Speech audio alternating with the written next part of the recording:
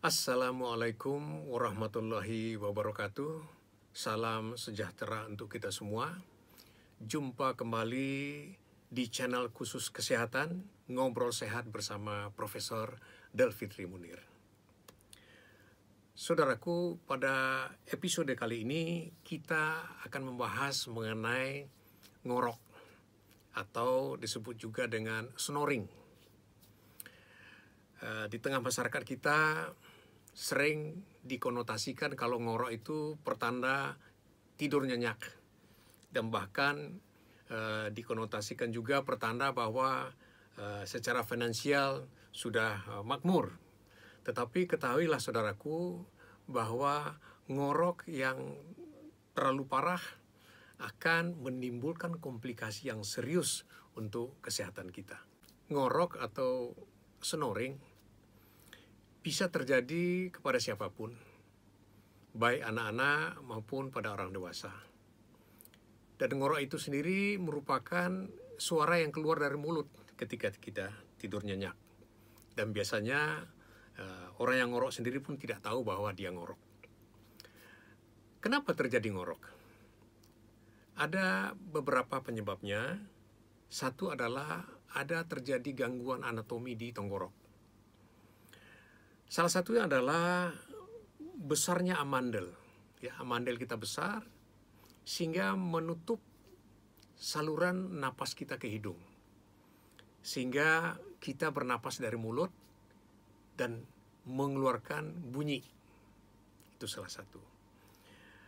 Dan yang kedua adalah perbesaran dari adenoid. Ini biasanya pada anak-anak ya, di bawah 15 tahun biasanya, karena adenoid itu akan hilang sendiri di atas 15 tahun. Letaknya di tenggorokan paling atas. Kalau dia besar atau hipertrofi, dia akan menutup akses udara dari tenggorokan, mulut, dan ke hidung. Sehingga tetap bernapas dengan hidung. Ya, pada anak-anak ini yang paling sering nih, ngorok terus dia, snoring. Kelainan yang terjadi di hidung bisa juga menyebabkan ngorok. Apakah hidung itu tersumbat karena ada tumbuh polip di hidungnya? Atau karena sekat hidungnya bengkok. Kita tahu kalau sekat hidungnya bengkok biasanya diikuti oleh membesarnya karang hidung atau konkanya di bagian yang berlawanannya. Ujung-ujungnya tentu tersumbat dan si penderita akan bernapas dengan mulut dan menimbulkan suara ngorok. Dan penyebab lain tentu kalau terjadi peradangan di hidung. Ya, kalau terjadi peradangan tentu membengkak semuanya hidung sehingga hidung kita tertutup. Nah, otomatis kita akan bernapas dengan mulut. Nah, ini akan menimbulkan suara ngorok. Sekarang kita akan bicarakan apa bahayanya ngorok. Khusus pada anak-anak, kalau ngoroknya agak hebat, sumbatannya agak hebat, apalagi lidahnya agak tebal, maka ini akan bisa menimbulkan sleep apnea. Apa itu sleep apnea? Berhenti napas beberapa saat. Nah, ini berbahaya. Kalau beberapa saat berhenti napas, dia bisa bernapas lagi, oke. Tapi kadang-kadang berhenti napas dan tidak bisa bernapas lagi karena sumbatannya udah hebat sekali. Nah, ada beberapa kasus yang ini bisa menimbulkan kematian. Jadi hati-hati anak-anak yang ngorok, dan ini harus dijaga. Ya, bagaimana nanti kita mengantisipasinya supaya ngoroknya hilang, akan kita bahas di bawah ini. Ada penanggulangan yang ringan yang bisa kita lakukan di rumah, tetapi ada caranya yang lain, itu dengan cara memperbaiki yang rusak, yang mengganggu seperti dioperasi. Pada anak misalnya, ya, kalau terjadi ngorok yang agak hebat dan cenderung terjadi sleep apnea, paling tidak posisi kepalanya, apakah ditinggikan, direndahkan, dimiringkan ke kiri, ke kanan, sehingga ngoroknya berkurang. Dengan berkurangnya ngorok, maka akses dia bernapas ke hidung kemungkinan bisa terjadi, sehingga bisa menghilangkan risiko terjadinya sleep apnea yang sangat berbahaya itu. Demikian juga pada orang dewasa, kalau ngorok, tentu anggota keluarga yang tidur di sampingnya harus memperbaiki posisi kepala. ya, bisa ditengadahkan sedikit, atau miring ke kiri sedikit, atau ke kanan, sehingga dicari posisi sehingga ngoroknya berkurang.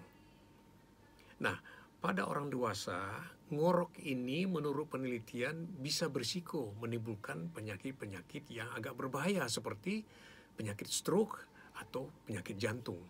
Karena selama kita ngorok, itu jumlah oksigen yang kita hirup dan kualitas oksigen tidak seperti kalau kita bernapas dengan hidung normal.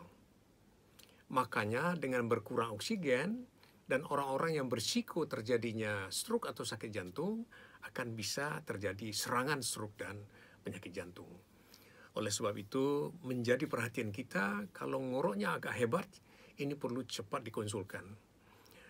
Tindakan yang terakhir adalah dengan operasi, tetapi sekarang khusus yang untuk orang dewasa ada alat yang bisa dipakai untuk selama tidur sehingga ngorok itu bisa dikurangi bahkan dihilangkan. Itu bisa melalui dokter THT khususnya akan bisa membantu untuk menggunakan alat ini. Tetapi kalau memang masih berat juga tentu dilakukan koreksi. Seperti misalnya amandelnya kalau besar ya dibuang amandelnya gitu ya. Atau ada juga itu anak lidahnya terlalu panjang, terlalu besar ya. Kemudian ini bisa dikecilkan ya. Kemudian juga bisa karena adenoid pada anak-anak yang besar itu dioperasi. Karena kita tahu adenoid ini nanti akan hilang sendiri. Tetapi sebelum menimbulkan komplikasi kita buang tidak apa-apa. Nah, khusus untuk di hidung tentu kalau hanya karena pilek saja, kalau dia pileknya hilang, ngoroknya akan hilang sendiri. Tetapi kalau memang berlama-lama terjadi terus dia ngorok, maka harus kita cek apa masalah struktur anatomi yang menyebabkan hidungnya tersumbat. Kalau sekat hidungnya bengkok, harus diluruskan, ada operasinya. Kalau karang hidungnya besar, harus memang kita kecilkan karang hidungnya itu. Kemudian kalau mana tahu ada polip yang besar, harus kita buang polipnya. Atau ada tumor dan semacamnya. Akan bisa kita lakukan operasi. Kalau napas dengan hidung sudah lancar, napas dengan tenggorokan sudah lancar, biasanya ngorok ini akan hilang dengan sendirinya. Dan salah satu yang perlu diperhatikan, salah satu penyebab ngorok adalah itu obesitas. Orang gemuk sehingga rongga tenggorokannya ini agak mengecil. Ini salah satu penyebab juga. Kalau ini tentu penanggulangannya adalah menurunkan berat badan. Silakan dilakukan cara-cara untuk melakukan penurunan berat badan. Semoga bermanfaat. Salam sehat selalu. Wassalamualaikum warahmatullahi wabarakatuh.